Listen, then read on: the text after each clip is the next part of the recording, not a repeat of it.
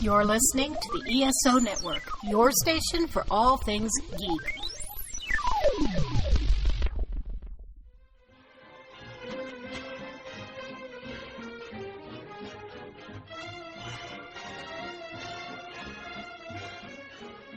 Hello, world, and welcome to Tales from Hollywoodland, a veritable feast of movies, Broadway, showbiz stories, news and gossip, with Julian Schlossberg, Arthur E. Friedman, and Stephen J. Rubin. Today's topic is thrillers. And now, here's Julian, Arthur, and Steve. Hey all, I have to say as a little bit a note at the beginning, since we've already done shows on Alfred Hitchcock and Billy Wilder, I think, and horror thrillers as well, I think we're going to stay away from the master of suspense on this show, and we're going to stay away from the wonderful Billy Wilder and the horror thrillers, and we're going to focus on 12 million other thrillers that obviously have tickled our fancy over the years. It's a very, very important genre in Hollywood. In fact, I think in many ways, the U.S. kind of leads the world in our thrillers. I think it's one of our best genres. My first encounter with a thriller goes back to the year 1960. My parents took me for the first time to Las Vegas. We stayed at the Sands Hotel, and I had just seen the original Ocean's 11.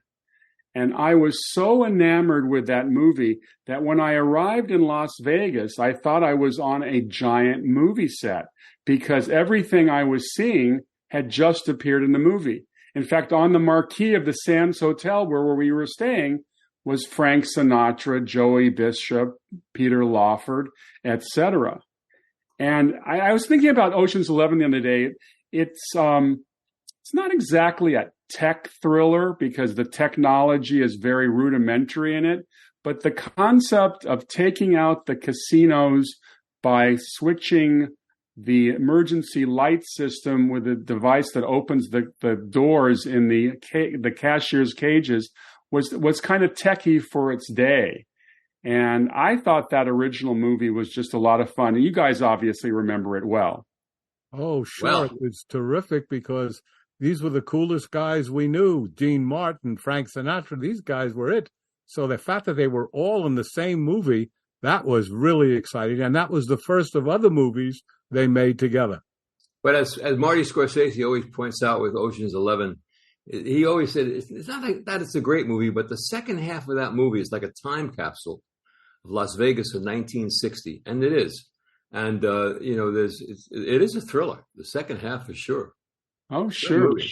And there's kind of a ticking time bomb with the Richard Conte character, Anthony Bergdorf, who has a heart condition. And you're just waiting for something to go wrong with Anthony Bergdorf. And we kind of know, if you haven't seen the original Ocean's 11, we won't spoil it for you here. Never the luck. Right, Steve? Yeah. Exactly. And also the movie sports some great cameos. Shirley MacLaine at the time was working on The Apartment for the aforementioned Billy Wilder, and she got some time off to come play a cameo of a somewhat inebriated guest at the hotel who's rescued by Dean Martin. And apparently they offered her a car for her performance. She got a brand new car. And Dean Martin, who had so many recordings and so many big hits, one of, if not his most lasting hits, comes from Ocean's 11, which is a little song called Ain't It a Kick in the Head. Oh, right. Great song. Yeah, great song. It still plays. Talking about thrillers, we all have our favorites, and there's so many of them. I went to a screening room in 1975, in the fall of 1975, to see a movie called 3 Days of the Condor, which came from a book called 6 Days of the Condor, whose rights were purchased. The book was published in 1974, only a year earlier. And the rights were published by a gentleman named Stanley Schneider, who I kind of knew. He was the oldest son of Abe Schneider, who was the president of Columbia Pictures for years. Great man. Stanley Schneider brought together Sidney Pollack and Robert Redford, who was so hot at that time. He had just come off of The Way We Were 2 years before. A little while before that, there was Butch Cassidy and Sundance Kid. So we had this big star, as big as you could possibly get. And they put together a great script based on 6 Days of the Condor. So when I looked at this picture in the screen room, there were probably 10 guys sitting there with me. When you hear about thrillers that push you on the edge of your seat, this thing put me on the edge of my seat 5 minutes in, and anybody who sees it would understand that. I mean, something happens early on in this movie that blows your mind. Great movie. Max von Sydow is in this movie. Talk about a cold character. My God. Hey, he's from Sweden. He has to be cold. He was just great. The whole sequence of the way these people were killed. And to also understand that at that time of release, Vietnam was winding down. You had that happening, and you had Watergate I think, behind us. So you had this kind of whole thing in our society of who do you trust, and do you trust these people, and all this kind of stuff, which is unfortunately so true. And that played into the 3 Days of the Condor, into the plot. Great cast. Cliff Robertson, Faye Dunaway was very hot at the time. Von Sydow, of course, and Redford above all. This picture had a heartbeat, and I swear I sat through almost the entire movie on the edge of my seat. Interesting thing about 3 Days of the Condor is that you won't see it on any lists of top 10 great movies, top 20 great movies, but I'm here to tell you, I believe it's one of the greatest movies of all time. And that's my 3 Days of the Condor. It still plays beautifully whenever you watch it. And I have to say the first 20 minutes just completely grabs you. And I love his performance of it. He's just a book reader, a guy who reads books for the CIA, and all of a sudden becomes kind of a field agent because he has to survive all these multiple conspiracies. You're right, though. I think this was at a time when nobody trusted the government anymore or any of the organizations. And I think that Cliff Robertson, who's basically a decent guy in the movie, being the deputy head of the CIA New York branch, but you don't know if what he's doing is wasn't it great at the beginning of the movie when Redford goes out for the coffee, and it's a rainy day, so he's running through the back alleys and to get to this store to get the coffee and donuts to bring back for everybody at the place. What a setup for what took place when he got back. Oh, yeah. One of the things that's so interesting about most thrillers is that and the reason you're on the edge of your seat if they're good is you're not sure what's happening. It's been set up so that you just don't know. And that leads me beautifully into Charade, a film that I adore, that was directed by Stanley Donen. And the title tells you everything. Right off the bat, the life is almost a charade. Everything that you're going to see in this movie, you can't necessarily trust. There are very few movies that I can think of, guys, that are a thriller with romance and action and violence and mystery and comedy. There's real comedy in Charade. And that's a very strange combination that we did say Hitchcock could do as well. Many people think Stanley Donen, the director, made the biggest Hitchcock movie without Hitchcock. But here's an interesting story, I think. The movie started out in a script by Peter Stone called The Unsuspecting Wife. No studio wanted it. Every studio passed. Peter Stone's agent was a very famous agent named Robbie Lance. And Robbie Lance said, why don't you novelize it? Make it a novel. And they made it a novel. Red Book, a famous magazine of the time, picked up and excerpted, and Stanley Donen read it and wanted to make it. And that's how it became. Now, it was interesting for Stanley Donen to direct this because here's a guy who's known for basically musicals at that time. He's done Seven Brides for Seven Brothers, Singing in the Rain, Funny Face. So he's done a lot of musicals, and he's also done light comedy like Indiscreet. But he wanted to do this, and he wanted to make a thriller, and he did. And he put together a hell of a cast. Unbelievable cast. First of all, you start out with Cary Grant, who he had worked with in Kiss the Girls for Me and Indiscreet and The Grass is Greener. But Grant didn't want to make the movie. And the reason he didn't want to make the movie was that the girl was Audrey Hepburn. And Audrey Hepburn was 26 years younger than he was. So he agreed to do it on one condition, that instead of he chasing her, she had to go after him. And he had to keep saying, I'm too old. I'm too old. And they made that adjustment, and that's how that came to pass. Julian, you've interviewed so many people over the years. Did you ever get a chance to interview Audrey Hepburn? I met Audrey Hepburn at an opening of Robin and Marion. Oh. The first thing that shocked me was her height. She was tall. She was tall. Now, you think of her pretty much like Gammon-like because of Cary Grant and Gary Cooper and all the people that were, but she was tall. She had been a model, so it wasn't shocking after you thought about it that she was tall. But what was interesting about Charade, guys, and it was really unusual, this was a movie about a woman.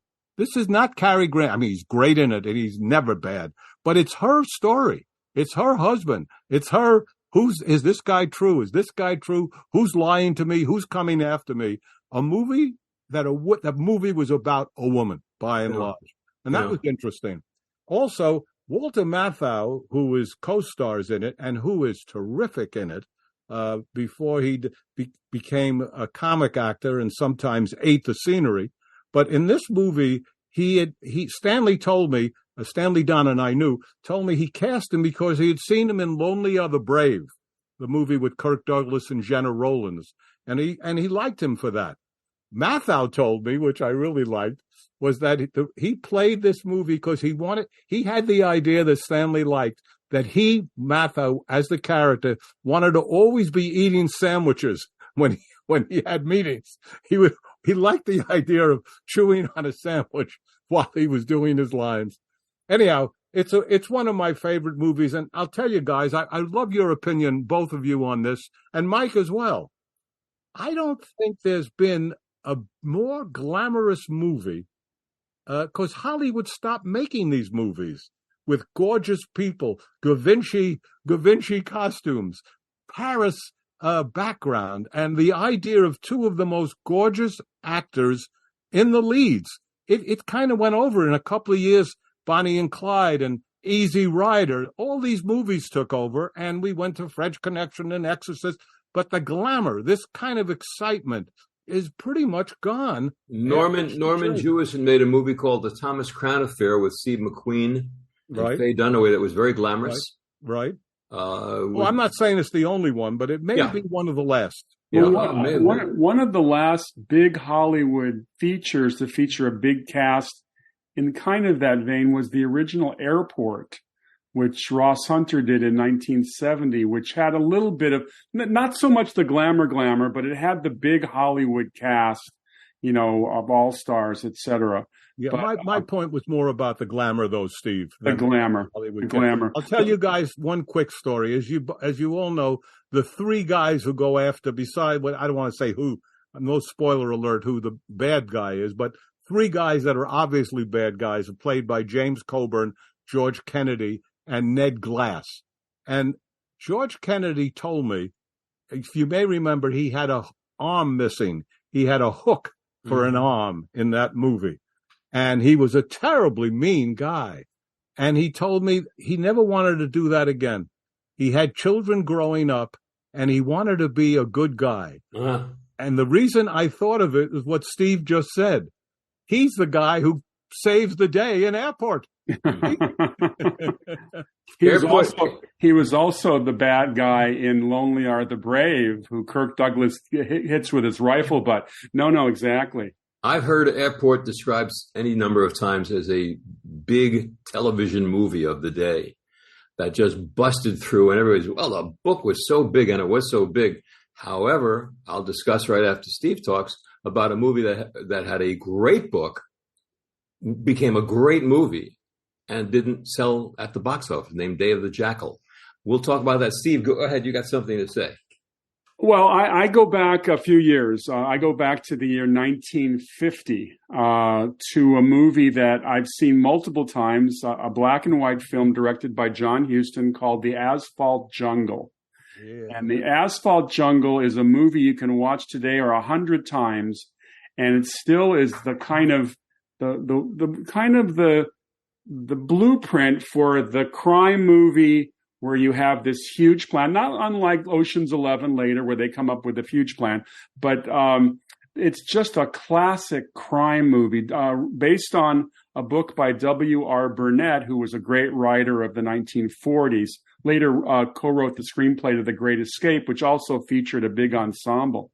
But the Asphalt Jungle is considered one of the first, what they call film noirs, black and white movies with all those shadows and the great black and white photography. And I was reading that Dory Sherry, who was running MGM at that time, did not want Sterling Hayden for the lead. They felt that he was just some unknown guy.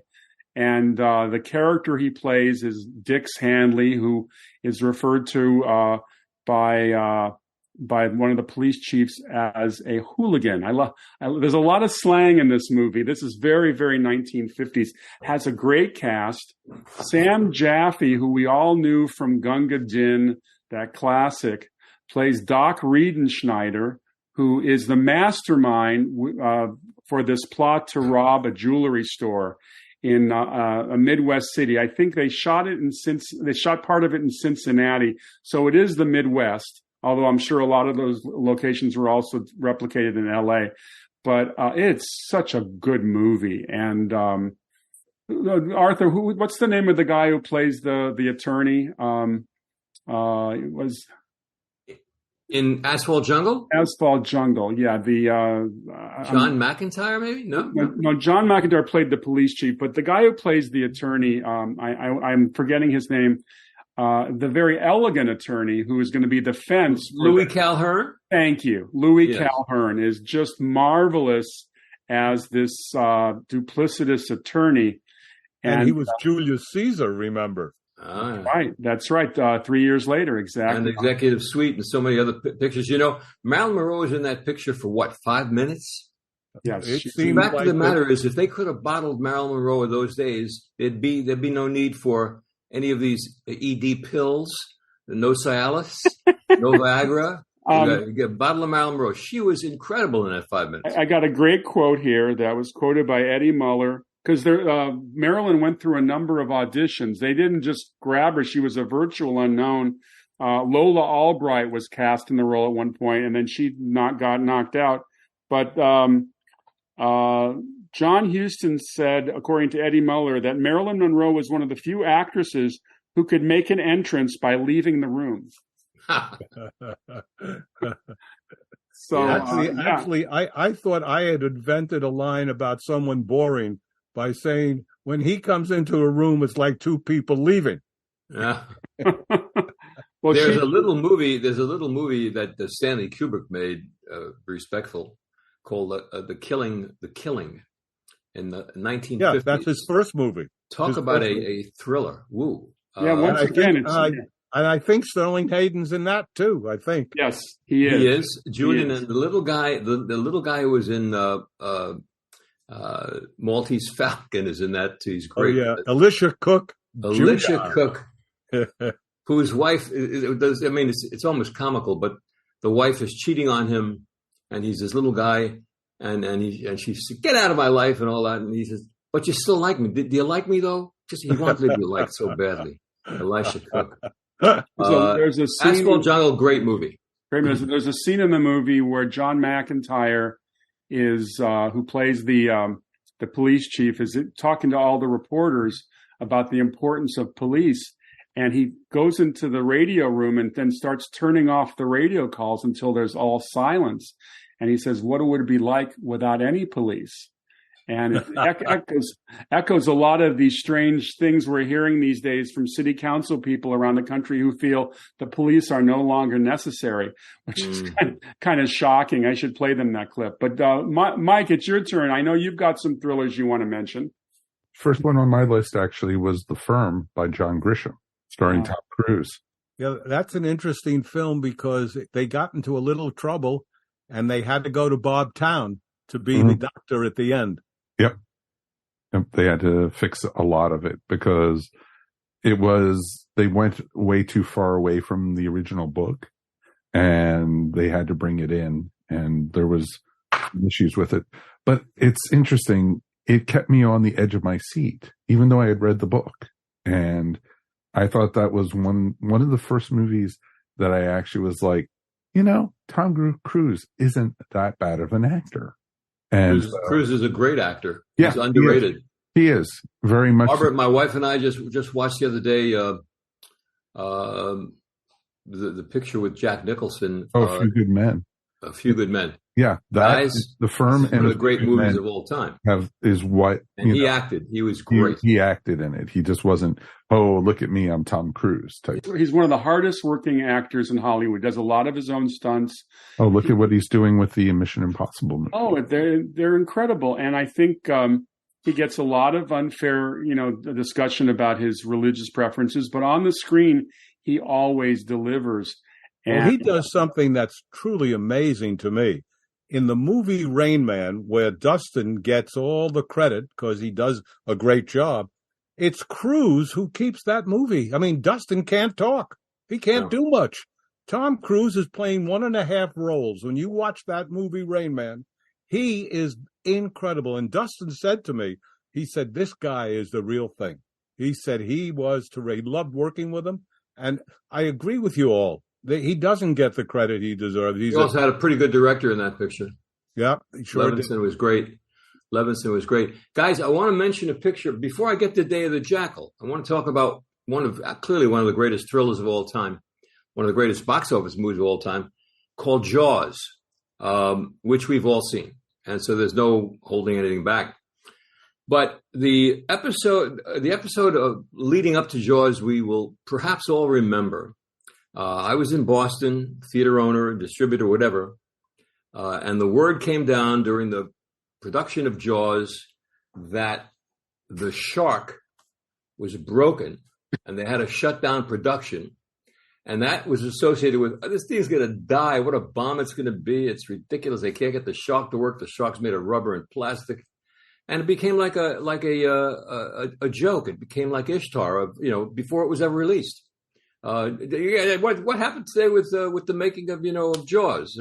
Now this thing came from a huge book, and Steven Spielberg had yet to have his blockbuster. He had made a picture several years earlier called the Sugarland Express. Sugarland Express, which did a little business. wasn't huge. Nice little movie. So he was known though as in the industry as somewhat of a fair-haired boy of Sid Sheinberg and Lou Wasserman, who ran Universal. And television. He had done some good work on television. He did. Including Columbo. He did good work, but he wasn't really known to anybody outside.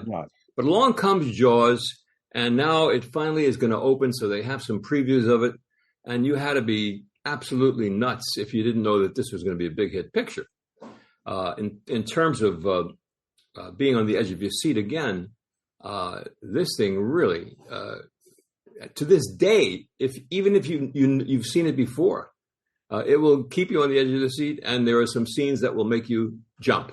Arthur, I was going to say, I think also we have to give great credit to John Williams and his scoring. Yes, as we do in most of these movies. I didn't mention Mancini's incredible music in Charade. hum a couple bars, just so they know a little bit of it, Julian, because I know you did a little bit earlier. Of Charade, I can do. Charade, yes. Bum bum bum bum bum bum bum bum bum bum bum bum. Give him the hook. Now I can do my Jaws then.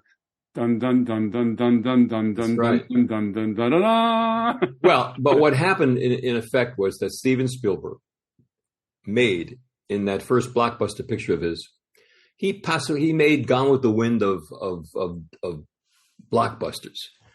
Jaws was the first one that came out and went wide all around the United States and just broke records all over the place. Well, I was going to ask you about that, Arthur, because you're a distribution expert. The idea of opening a movie in thousands of screens was not very well done, was not the rule back in 1975, right? They didn't open wide the whole country. Absolutely not. In fact, we had a movie that was made by a guy named Tom Laughlin called Billy Jack. Right. And that was novel. His whole approach to Warner Brothers was, why don't you go out wide all over the place? We'll do TV ads. And Warner's kept in those days that you would open downtown USA. And after you would open for 2 or 4 weeks, you'd go out to the suburbs. So Tom Laughlin had that, and that he didn't get his way. And they went the old fashioned way with Billy Jack. He sued them. And in return, he got the rights to distribute the movie for 2 years or something like that to prove his point. Well, he did. And he went wide, but he went territory by territory. In those days, not national. So you just go New England at one time, or the Midwest, or 13 states in the West Coast. And he, of course, proved that by having TV ads run all over the place and crossing into each other's areas, it worked. Along comes Jaws. And they went wide. What everybody sees today is every movie goes wide at this point, meaning going wide, going in every theater in every town, city, state in America. The first person to go wide as a distributor was Joseph E. Levine. Hercules. A very good author. He took Hercules, this movie with Steve Reeves, who had a very high voice. He had to dub him and with a lower voice. And off they went, as you said, bought television. But let's go back to the thrillers, Arthur. You want to do yours next? I'll be happy to do it. But I want to mention a moment. Joe Levine, who produced Hercules, was one of the great showmen of all time. And in Boston, he rented a $1 million in cash from the National Shawmut Bank. And he had the guards wheeled it across the street to the Park Plaza Hotel, the Statler Hotel, to show it to the exhibitors who came in from all over New England. And he said, "Look at this! It's $1 million. I'm gonna sell it all over New England. These are the money I'm gonna. All right, get it out of here, guys. Get it out of here." Because he had 20 minutes. When I was doing my radio show, very quickly I asked him, because he was from Boston, if he would fly with me to New York to Boston to do my first show. And we got hit by a rainstorm and lightning, and he grabbed my arm and he said, "If I die for your Fakakta radio show." Great showman.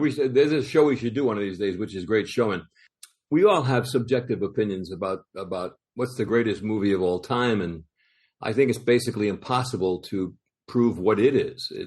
So many people said Citizen Kane, or maybe On the Waterfront, or Gone with the Wind, and they're all great, great movies. I'm always fascinated by people who have a favorite that wouldn't necessarily come to your mind real fast.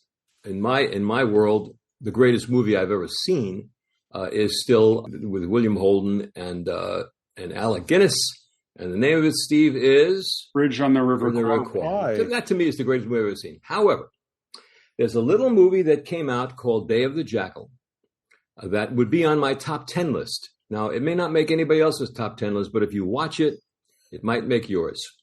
Nobody's in it. Edward Fox, who was a great actor, British actor, directed by Fred Zinnemann, one of the great directors of all time, from a big hit book. Somehow this movie escaped the public. It did not do business. But I watched it again in the screening room, and again, the edge of the seat test was right there. What a great, great movie this was. It's really all about someone trying to assassinate French President de Gaulle. And every character is perfect. Every line of dialogue is perfect. It's scary. It's great, you know. Arthur, that was a big movie and with a sizable budget. Yet they cast Edward Fox, who was a veritable unknown at the time. Do you think they got turned down by a lot of major actors, or did they always want to go with Fox? Well, Fox was a great, great actor. I mean, you couldn't get anybody better to play that role. Again, he was perfect. That happens in some movies. He wasn't a star. He may have been known in England. Julian, you may know that better than I. Oh, yeah, he was very well known in England, but not here. And yeah. I would answer the question by saying I would bet the man who made From Here to Eternity and High Noon wanted him. Yes, and that was enough. Course. Oh, yeah. He wanted him. That's what he got. And they have a character. The character actors, the inspector who has that brush kind of mustache. I mean, it's great. I would always, anybody who's going to film school, when they've asked, how do you do what, and I say, you got to see Day of the Jackal. Take a look at that. And it never misses. But somehow, again, people never caught on to it in the theaters, and it went the way of other movies. Well, here's something from IMDb. I'll read it. Director Fred Zinnemann wanted the Jackal to be played by someone anonymous and indistinct, so he eschewed famous names in favor of casting a relatively unknown actor named Edward Fox. He later admitted this concept may have led to this movie's lack of expected success. So there you go. Well, okay. There have been movies that have had nobody in it that happened to work. There's always something different. I don't know that a big movie star makes necessarily guarantees success. Some few cases that does, but sometimes it doesn't. And sometimes you want to cast, the guy who's perfect or the girl who's perfect. And it's really up to the director. But by and large, you cast the major movie star to satisfy the financing entity. They want to cover the bet. And like I said, Fred Zinnemann knew what he wanted. And he was a star. We can go back to Mike Nichols on The Graduate. I mean, nobody knew Dustin Hoffman. Great example. Great example. Yeah. Julian, what's your next title? Well, my next title is another C, not Charade. This time it's Chinatown. Chinatown, I think, is one of the best movies I've ever seen in my life. And what I find so extraordinary about it on a personal level was that every one of the major people involved, I got to meet and spend some time with. Nicholson and Faye Dunaway, John Huston, Bob Evans, and Bob Towne, and of course, Roman Polanski. But let's start out with the fact that Bob Towne, one of the best writers any of us have ever known, one of the great script doctors, he and Elaine May, the two biggest script doctors in the business, wanted to write a movie about corruption and what was going on in the world, but it also combined so many different things, power and betrayal and incest, and so many things get involved in Chinatown. But let's go back to something you guys may not know. There was an actor named Jeff Corey, one of the many actors who was blacklisted, but he made a living as one of the great acting teachers in Los Angeles. In his class was Bob Towne, Jack Nicholson, Sally Kellerman, James Coburn, and a guy named Roger Corman. Yeah, Roger Corman, the producer-director, was taking acting lessons, wanted to be an actor, or wanted to know about acting. Towne and Nicholson became really close, and they started working together. They started together with The Last Detail, which was before Chinatown, a terrific movie. But Bob wanted to do a movie. After all, you're talking now Nixon time, Vietnam time, after all the assassinations that taken place of Martin Luther King and the two Kennedys, and the power and the corruption that went on in this country underbelly was kind of portrayed here. Not happening anymore, though. Just kidding. Yeah. What I would say is that, once again, on music, we talked about little of John Williams and Mancini. This Jerry Goldsmith score in Chinatown has to be one of the most haunting, exciting, sensual. Those trumpets blowing away throughout the movie are just fantastic. Now, Roman Polanski had sadly suffered the death of his wife and had left the country. This was before his problems years later. And this script was what got him back. What was Bob Evans' nickname for Roman Polanski, Julian? The little Pole? I don't know. The Polak. Oh, the Polak, yeah. That's all he just said. Well, Evans had a very interesting theory as head of production of Paramount. His theory, he told me many times, was to take a great director who's down on his luck, but know that he's damn good. And he went for Polanski for that.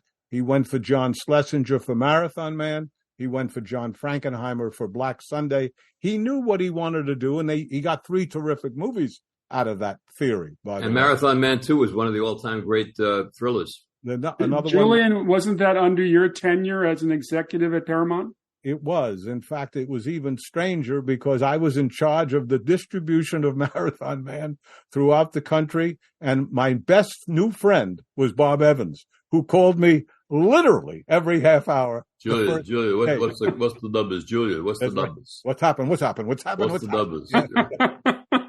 So anyhow, Nicholson had great taste, though. He had great taste, Julian. Oh, yeah, he did. He was really good. Bob was good, but highly nervous, I would say. Yes. But, the thing about Chinatown, Mike Nichols once said to me, the perfect movie for him was A Place in the Sun. He thought George Stevens' movie was the perfect movie if you wanted to learn how to direct. I think Chinatown is for me. I think Chinatown has it all, just all. And there isn't a scene, all of us will sit through a movie and we say, well, I could have trimmed here. I might have cut this scene. There's nothing to cut in Chinatown. It's, to me, almost perfect. The three finest movies that way for me are Casablanca, Godfather, and Chinatown. And many people consider Chinatown the finest screenplay ever written. So that's a movie I really loved. I loved every part of it, and I'm glad that we have a chance to talk a little bit about it. There was a little shop in Brentwood that Steve might know, the Early World.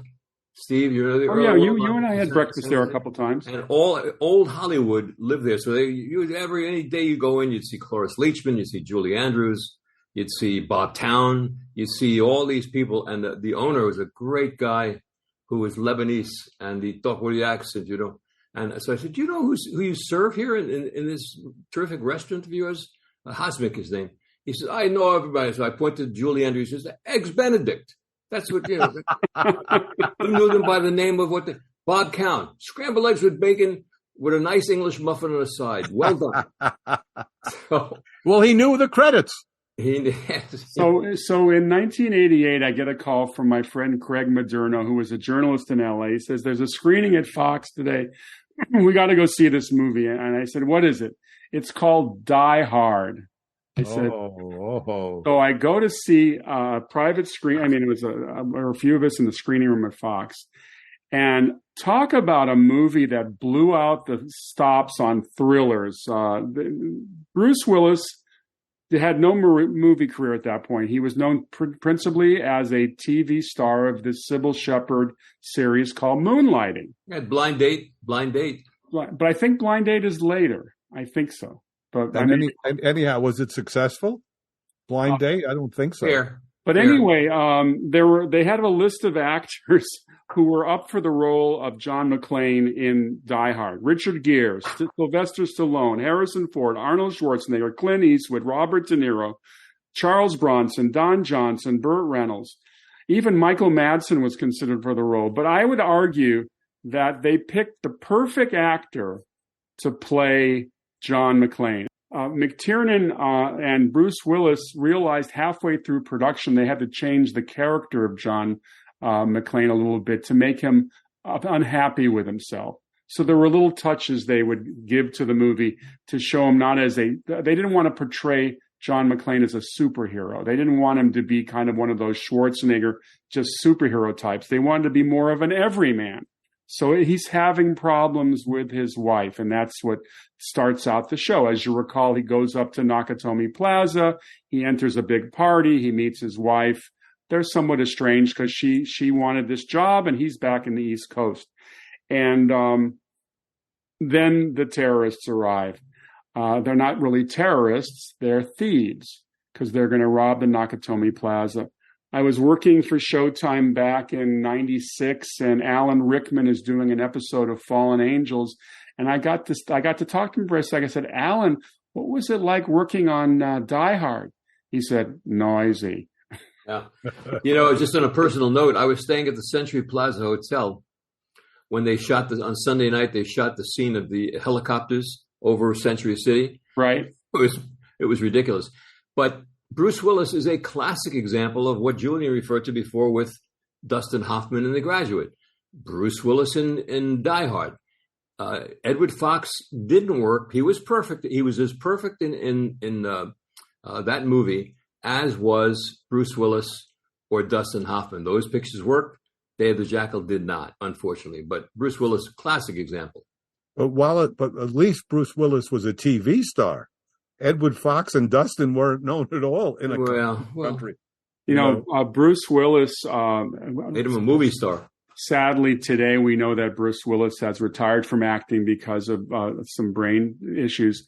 During Die Hard, there's a sequence where he's fighting somebody, and he's under a plexiglass table, and he has to fire a gun to shoot the guy who's walking on the table. And apparently the special effects guys who were doing the loads for the blanks and these gunfire, they wanted them to be really noisy. But apparently because he was shooting under a plexiglass screen, the noise was amplified, and Bruce lost most of the hearing in one of his ears from that sequence. So that was pretty awful. The movie was based on a novel by Roderick Thorpe called Nothing Lasts Forever. And at one point, Clint Eastwood owned the rights to the book, but they never did make the movie with it. And of course, Die Hard spawned 4 sequels, and they're not all terrific, but some of them are great. And he was just wonderful. And the only reason he was able to do it was because he was shooting Moonlighting at the same time, and Sybil Shepherd got pregnant and had to take 10 weeks off from Moonlighting. So that's when they were able to make Die Hard. And there's some other funny little asides. One of my favorite sequences is he's barefoot in the movie because he was taking off his shoes in the early part of the movie. And at one point, Alan Rickman's guys, they shoot out all the windows and glass doors, so the floor is completely covered with glass. So Bruce, they fitted him with some rubber shoes that would allow him to run on the glass, which I thought was kind of interesting. It's hard to have this conversation, I think, leaving out one of the great thrillers ever, called All the President's Men. No killing, no things like that. But boy, was that ever a thriller. What a great movie, All the President's Men. Want to talk about that? I would love to. Yeah. As you said, we've all produced movies and tried to get movies produced. And this is an example of Robert Redford's obsession. He wanted this movie. The studio didn't. They didn't want a political movie. And as Arthur just said, there's no romance, there's no violence, it's not what people generally go see. And political movies, by and large, fail. The history of them are pretty bad, by and large. So they didn't want to do it. Redford wanted to do it because the two, quote, unknown reporters, Carl Bernstein and Bob Woodward, he wanted 2 unknown actors. He wanted to make a small little movie. And finally, his obsession, Redford's, got him to go to the Madison Hotel across from Washington Post and go month after month with Dustin and without Dustin Hoffman, who was his co-star, to watch what it was like to be in a newsroom, to duplicate the newsroom, because the Washington Post, Kay Graham, the most courageous publisher of our time, was willing to let them make the movie, but not be at the Washington Post. So they absolutely duplicated the Washington Post on a studio, on a sound set. But Redford wanted to make sure that he got this movie made. He did everything he could. And finally, they said, you have to star. You have to be in it. So he goes and he meets with Woodward, and Woodward says to him, Bob, I'm a boring guy. I'm not a very interesting guy. And Redford says, well, that doesn't start helping me in the role, but we'll see. He said, I want to make a mystery. That's what I want to do, Redford said, because you also have, the ending. This is a movie, the ending. Nixon's out. But still, the movie works on so many levels. Now, when Redford was a kid starting out in the business, he was in the Iceman Cometh with Jason Robards, who was the star. Jason Robards befriended him, and Redford wanted to pay back because Robards sadly had been a drunk and had wrapped his car into a tree and was in terrible shape, and no one wanted to hire him because they were afraid of his drinking. And Redford got him hired. Ben Bradley, who he played, Ben Bradley wanted George C. Scott to play him. Robards looked something like Ben Bradley. He was incredible in that movie, as was the rest of the supporting cast: Jack Warden, Marty Balsam, Jane Alexander. And Robards won the Oscar that year for Best Supporting Actor, and deservedly so. He certainly did. That's absolutely right. Now, there's a whole bunch. When Robards was given the script, the problem he had was he most of the script he said, "What's the fucking story?" He kept yelling to the two guys, "What's the fucking story? You're going out, you're doing all these things." And he kept saying that. So Robards said, "I can't keep saying that." And Alan Pakula, the director, said, "Jason, find a lot of different ways to say that, and you'll be great in the role." So when is somebody going to go on the record on this story? Yeah. You're about to accuse the number 2 man in the nation, the Attorney General, of being a crook. You better be right. That's a great moment. What's the great line in front of it when he's in front of a house with the two guys, and he said to go home, take a rest for 15 minutes, and then get back on it because there's only a little thing like the Constitution that's writing on this. Yeah, it's a great moment. It's a great moment. And, David Shire, who did the music for All the President's Men, there's very little music in All the President's Men, but when it is there, it's very haunting. And it gives the movie a thriller-like quality, especially when Redford goes into that parking structure to meet with Deep Throat. And then, of course, the car drives off real quickly, and Fantastic. Hal Holbrook disappears, and then he has to walk away. It's a great movie. Interestingly, that was the year that Rocky won the Best Picture award. That's right. Both Network and All the President's Men, both 2 excellent movies, were up for Best Picture. Any given year, either of them could have won Best Picture, but Rocky had taken the country by storm. Steve, who was the DP on All the President's Men? Do you know that? I don't know. Because whoever that guy is, that couldn't have been Hal, I forget his last name. I'm not sure if it was Surtees. Let me check We're talking, if you look at the camera stuff that happened in that movie, along with the dialogue, I mean, this is a thriller with, like Julian says, dialogue, music, the excitement of it all, knowing the ending, made it one of the great movies. It really is. And certainly a thriller. And because of all those 4-letter words, it got an R rating initially. But Redford and Pakula went to the people at the Code and got it changed to a PG, which was glad. I mean, we're all glad that they did, because young people should see a movie like that. I don't think there's ever been a movie up until that point on investigative journalism. I don't think there ever was. The DP, by the way, Arthur, was Gordon Willis. Gordon Willis, yes. You don't get better than that. Come from The Godfather and was just one of the top all guys. Those cuts, back and forth. How about the way they ended that movie with the typewriter typing all over it, and you're seeing the notes come up and the TV's in the background? Come on. Well, it's funny because the movie begins with a typewriter smashing the letters into the opening credits. They're talking about Nixon arriving or something, and It's like gunshots. And then at the end, it's now the teletype machine. It was just so beautifully done. Yeah. And we have to mention one of the great screenwriters, William Goldman. Oh boy. Wrote the screenplay. Originally, after it came in, they were not thrilled initially with it. And Carl Bernstein at that time was married to Nora Ephron. And so Carl Bernstein and Nora Ephron wrote a script of All the President's Men, but it didn't come close to Bill Goldman's. Would we consider, as a group, The Sting, a great movie, as a thriller? Well, I sure would. I would, absolutely. Steve? Certainly elements of The Sting are pretty thrilling. I think of it as it is kind of thrilling at times. I like it. So many people in the industry looked at that movie and said, it's too confusing. It's too confusing. Wasn't confusing. It's great. No. And David Ward. Very, very interesting thing. Robert Earl Jones, James Earl Jones's father, is in that movie as an actor. That's his father? Yeah, that's his father. I didn't know that. He plays Luther, who gets tossed off the building at the beginning. Luther. On the nose, Steve Areno. Yes, absolutely. Great.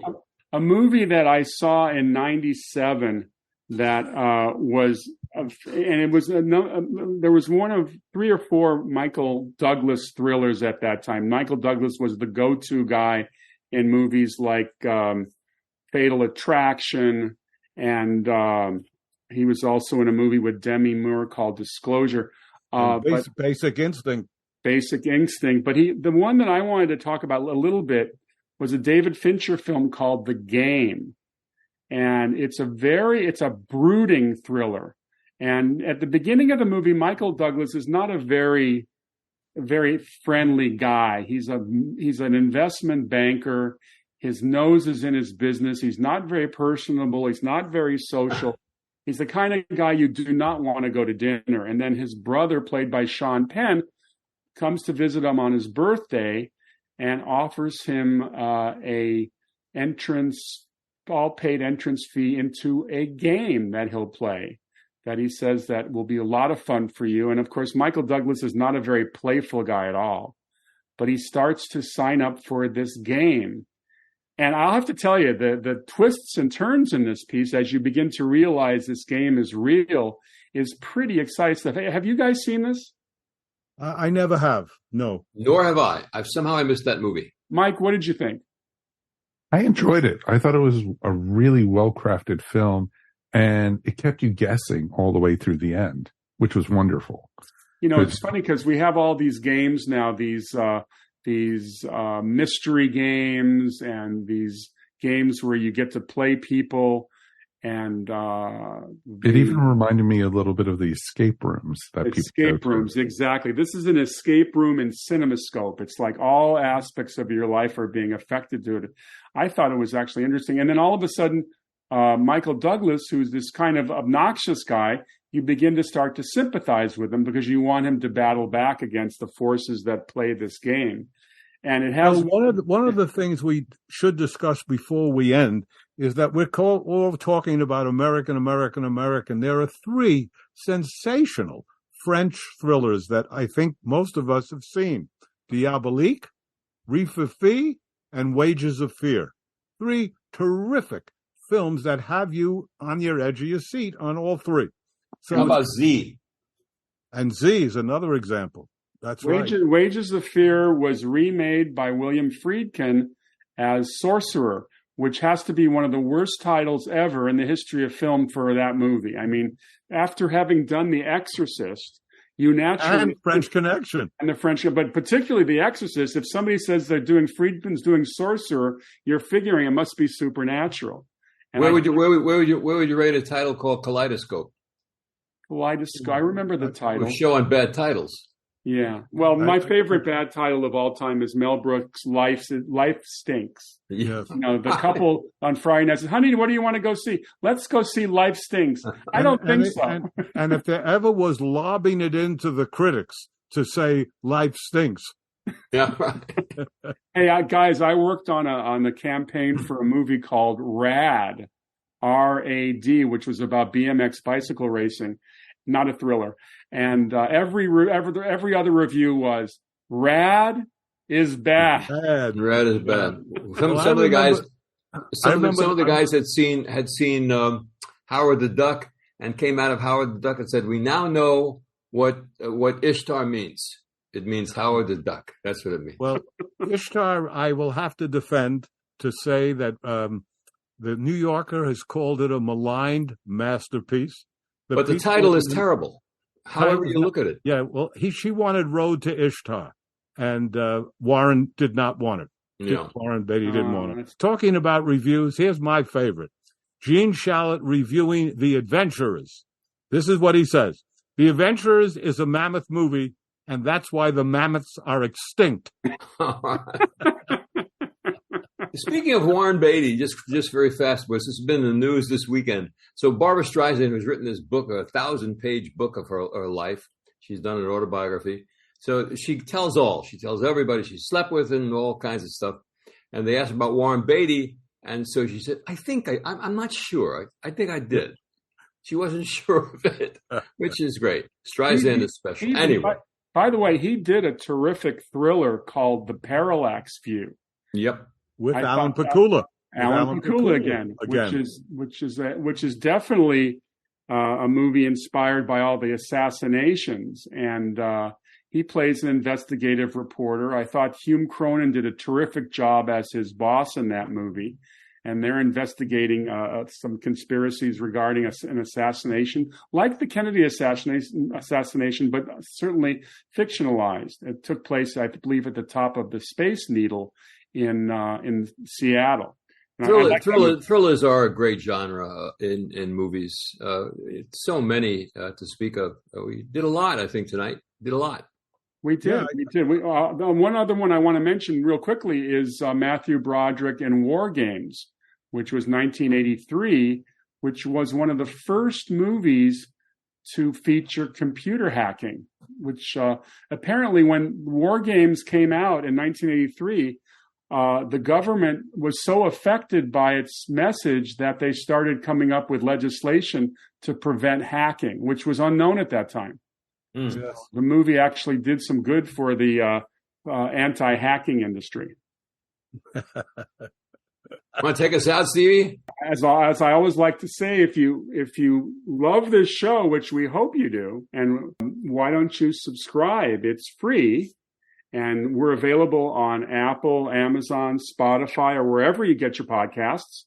We're also now available on Facebook and Instagram. We would love it if you would tell your friends and family about it. And if you have ideas for shows, I mean, we're always coming up with new ideas, but sometimes we like to hear from our fans, and you can reach out to us. We have a Gmail address, Tales from Hollywoodland @gmail.com. And we have a lot of fun when we interact with our fans because we're all big movie buffs as it is. How about a 5-second joke? George Washington's dentist who said to him, "The teeth don't look bad, knock wood." That's what he said, Steve. All right.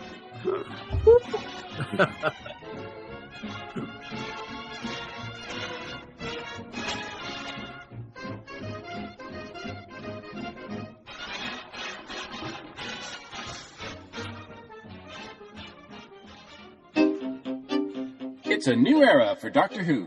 Life depends on change and renewal. And the crew from Earth Station Who podcast will continue to guide you through the past, present, and future of the franchise. Though not necessarily in that order. Join us for some wibbly-wobbly, timey-wimey talk of stories new and old. Listen to Earth Station Who wherever you access your podcasts. We're a proud member of the ESO Network. We're all stories in the end. This has been a broadcast of the ESO Network. Be part of the crew and help support our shows by donating to our ESO Patreon or by shopping at the TeePublic store, which can all be found at www.esonetwork.com. The ESO Network, your station for all things geek.